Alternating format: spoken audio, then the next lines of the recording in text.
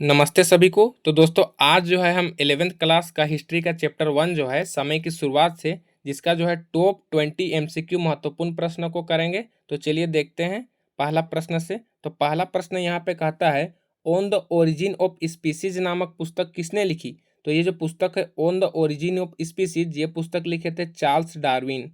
कौन लिखे थे? Charles Darwin. दूसरा प्रश्न देखते हैं, मानव ने आग पर पकाकर मिट्टी के बर्तन बनाना कब प्रारंभ किया। तो ये जो है आग में पका के मिट्टी का बर्तन जो बनाते थे वो बनाते थे नवपाषाण काल में, नवपाषाण काल में।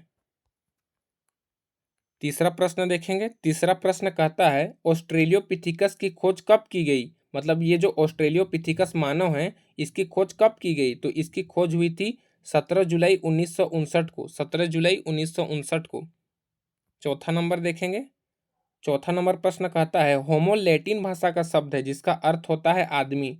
याद रखिएगा, होमो का मतलब ही होता है आदमी। पांचवा नंबर देखेंगे। पांचवा नंबर कहता है किस युग में मानव खेती करना सीख लिया।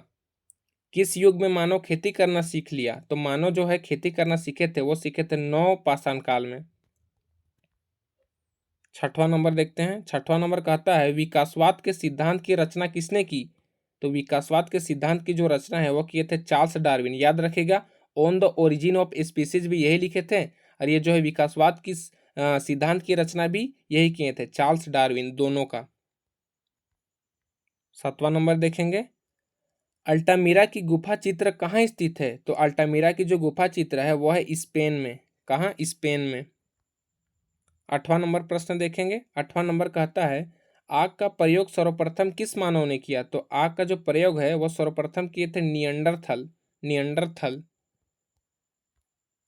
नवां नंबर देखेंगे, साक्ष्य से ज्ञात होता है कि होमोनिड का उद्भव कहाँ से हुआ है। तो उनका जो उद्भव हुआ है, कहने का मतलब आदमी का जो उद्भव हुआ है वो हुआ है अफ्रीका में।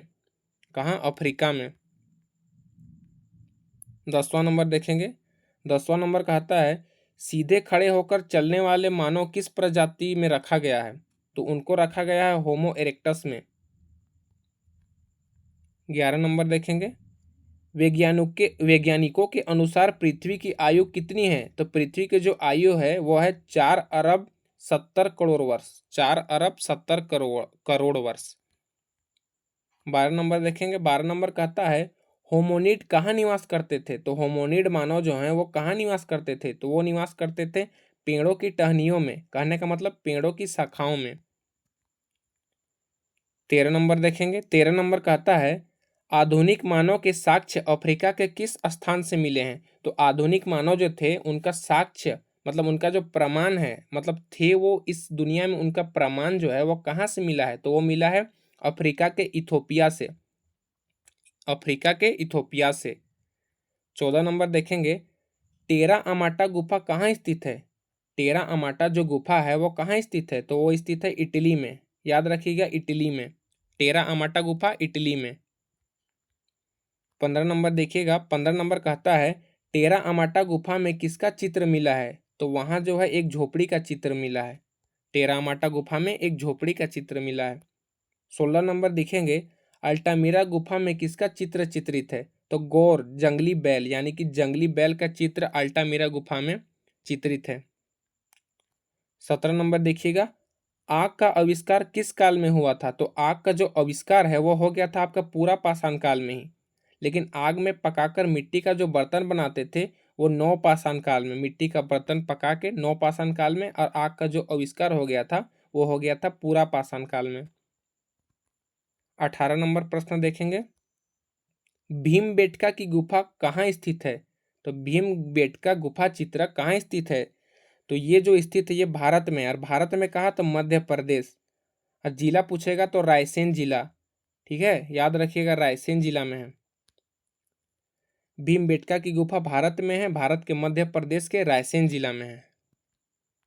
19 नंबर देखिएगा। 19 नंबर कहता है मृद भांड शब्द का क्या अर्थ है। तो मृद भांड शब्द का अर्थ है मिट्टी के बर्तन, मिट्टी के बर्तन। 20 नंबर देखिएगा। 20 नंबर कहता है होमो किस भाषा का शब्द है। तो होमो जो है ये लैटिन भाषा का शब्द है। और ये देख लीजिए, ये इंपॉर्टेंट है, हासदा जनसमूह यहाँ पे बोलता है 21 नंबर, हासदा जनसमूह के लोग किस जानवर का शिकार नहीं करते थे? तो वो जो है हाथी का शिकार नहीं करते थे। और ओल्ड न्यू टेस्टामेंट किस पुस्तक की भाग है? तो वो है बाइबल का भाग। तो इस प्रकार से जो है दोस्तों हम लोग 22 प्रश्न देख लिए हैं। आशा करते हैं कि आपको बहुत हेल्प हुआ होगा। अगर आपको थोड़ा सा भी हेल्प हुआ है तो प्लीज़ सब्सक्राइब कर दीजिएगा, जिससे कारण जो है मोटिवेशन मिलता रहेगा। ठीक है, तो मिलते हैं अगले वीडियो में। ऐसे ही तैयारी होता रहेगा गाइस। धन्यवाद।